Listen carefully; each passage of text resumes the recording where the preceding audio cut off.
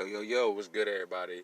This your boy JTL, opposite from the norm. Before I get started, make sure you like, share, comment, and subscribe. Y'all see what it is. You see what it is. Let's get into it. Republican efforts to steal the election continues. First, Michigan certifies the results for Joe Biden. Pennsylvania Supreme Court says, hell no, Donald Trump. Your legal arguments are nonsense. But in Georgia, where we have two critical runoff races featuring Pastor Raphael Warnock against Kelly Loeffler and then John Ossoff versus David Perdue, Republicans are doing their best to try to steal that election by purging people who just voted in November. Yeah, that's actually happening before us. Already, 750,000 absentee ballots have been requested in Georgia. Let's get right to this thing with investigative journalist Greg Palast. Greg, the latest effort. So explain to people what's going on now, how Republicans are trying to first purge people. We are seeing reports who just voted. I mean, 3 weeks ago, but now they're trying to stop people by saying, oh, you need to have a car registered in Georgia to vote in the runoff? I know, it sounds insane, and I hope the wonderful Cliff Albright, I do work with Black Voters Matter Fund in Georgia. He may not know this yet, but Cliff and Roland, this is the strangest thing. My team down there at midnight on Saturday, gets a notice from the Secretary of State of Georgia, a guy named Brad Raffensperger. His name really is Perger. He took Brian Kemp's place. He's a Republican, frankly a Republican stooge. And he issued a new ruling, a proposed rule, that would say that you can't register if you don't have a car registered in Georgia and you've proven that you've paid the registration tax on the car. Now, let me be very careful here and how this works. Now, obviously, no state can require you to buy a car to vote. That's a poll tax. That'd be the most expensive poll tax in world history. What they're saying is rather, they will use the fact that any county election supervisor can use the fact that you don't have a car or you haven't paid the Georgia registration tax as proof that you're not a Georgian, that you don't live in Georgia. And they can therefore, listen to this, they will delay adding your registration to the voter records. By the way, December 7th is the last day to register there. They'll delay your registration until you get a hearing. A hearing!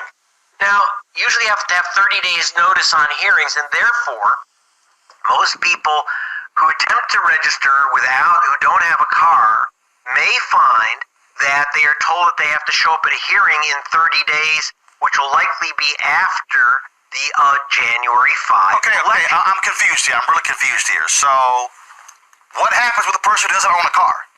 I mean, they withhold you, they take your registration, but they don't add your name to the list. Is there a single state in America that requires you to register a car to vote? No, and in fact, this is not the first time that the state of Georgia has tried this gambit. I can tell you one voter that got hit by this a couple years ago, my daughter, who was a voter in Savannah. And now understand, it doesn't mean you can't vote. What they might try to do is say that not having a car registered in Georgia means that you don't live here. What the Secretary of State office is claiming is that this is to stop people fraudulently registering in Georgia because of the hot Senate race. This will determine control of the U.S. Senate. So they're afraid. They say they're afraid of people coming into Georgia and simply registering for this runoff. Well, number one, if you are moving to Georgia, you can register for this runoff. But our person Terry Manperl on the ground there was on the call with the Secretary of State and asked, do you have a single case, even one, of a fraudulent voter, someone from out of state voting in the Georgia election in November? Do you have a case of a single voter? Remember, a lot of people have already mailed in their ballots. Do you have a case of a single voter who's mailed in a ballot that isn't a Georgia resident? An absentee ballot. Now, is there one case? So you're going to stop thousands of... Now, who gets affected by this? law. Again, they don't stop you from registering. They just withhold your registration, possibly till after the election. And by the way, with Cliff, I have no doubt we're going to be fighting this. Believe me, we're going to be fighting this. So what they're saying is that now who's affected? Students, like my daughter, she didn't have a car in Georgia. She has a New York driver's license because on vacations she would drive in New York. So they try to block her from voting. She went through the process and saved her vote in Savannah. But how many, like she said, there's almost no students who are willing to fight this and get registered. In addition, of course, who's the biggest group that's affected? Cars. Urban, low-income voters. In other words, voters of color. And by the way, the color is generally blue. So, all right, y'all see this? This is exactly why. And I think when people say they vote don't count, if they do their research on why they, besides what they feel, they'll be able to give hardcore evidence to back up that premonition. And this, in my opinion, is why a lot of people don't vote, is because of stuff like this. Look how hard you have to fight. So you mean to tell me almost 1 million people that just voted in November's election will have to go buy a car? You're proposing to stop voter fraud by making people have to go buy a car and have it registered if they don't have one. Even if, think about it like this, like my mother, she don't have, God bless her, my mama don't have no car. I know other people whose parents and grandparents, don't have cars.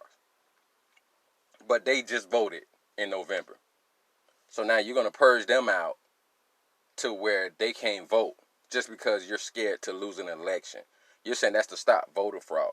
No, it sounds like it's another excuse for a certain party to win, because they know in Georgia, since from my understanding Georgia became a blue state, they know there's a possibility that Republicans won't win the House, or those Republicans running won't win for the House and Senate, because it's a Democrat state now, and they want 45 to help them out. So now you want to put it on as it's voter fraud, but every time they say that and they still win voter fraud, you don't worry about voter fraud no more.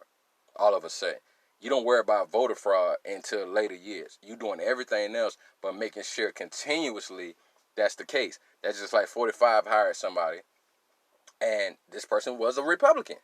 I forget the guy's name, but he hired some guy to put a task force together and investigate about voter fraud. He didn't find nothing. So guess what? He fired them. Instead of keeping the guy and say, well, you know what? If you don't find nothing now, just keep doing it. Just keep doing it throughout your whole term so you can gather proof if something like that does happen. But they wait until then and then try to throw these laws in effect and rules in effect out of nowhere to cheat people out. So we saying the Democrats is dirty and grimy, but both of y'all are. You both. That's what people need to realize. When Democrats talk about Republicans and Republicans talk about Democrats being grimy, they're just showing you that they both are, to get the heat off of them. That's all they're doing. And it's so sad because you have people who are trying to do what they're promised. Suffrage is a promise. Suffrage is the right to vote. That's a promise. And then every time you turn around, they try to find ways to exclude you out to your suffrage right.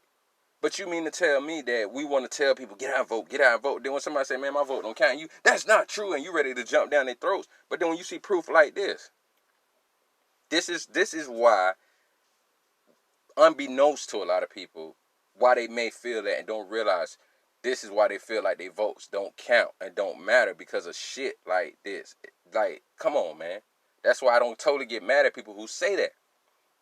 Because I see this all the time. I do my poly talks on Wednesdays.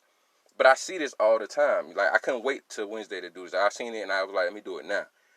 This is why a lot of people, unbeknownst to their own selves and others, why they feel that their votes don't matter is because of shit like this.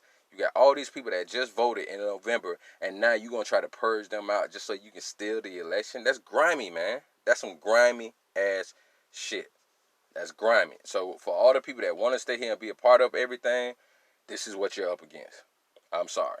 This is, I can't be sorry because it ain't my fault. I wouldn't do this. But I'm sorry, but this is what you're up against for all the people that want to stay in this country. This is what you're up against. Like that. In your own local election, this is what you up against. This your boy JT, Opposite from the Norm. Make sure you like, share, comment, and subscribe. And we're going to get back with y'all. Got one with more videos. Holla.